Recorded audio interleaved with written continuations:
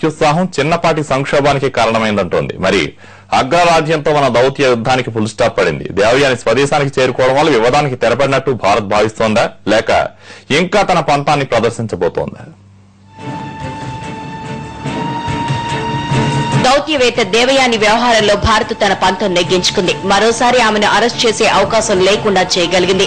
ఈ విషయంలో శృంగభమైన అగ్రరాజ్యం దేవయానిని తమ దేశం విడిచి వెళ్లాల్సిందిగా ఆదేశించింది. అయితే ఈ వివాదం ఇక్కడితో ముగిసిపోతుందా అంటే లేదంటోంది భారత్.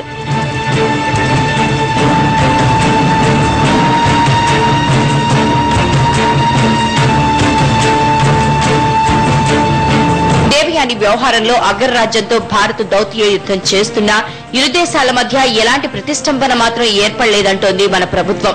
కాకపోతే ఈ వ్యవహారంలో అమెరికా అధికారులు కాస్త అతి చేశారని, దీనిపైనే తమ అభ్యంతరం అంటున్నారు విదేశీ వ్యవహారాల మంత్రి సల్మాన్ ఖుర్షిద్.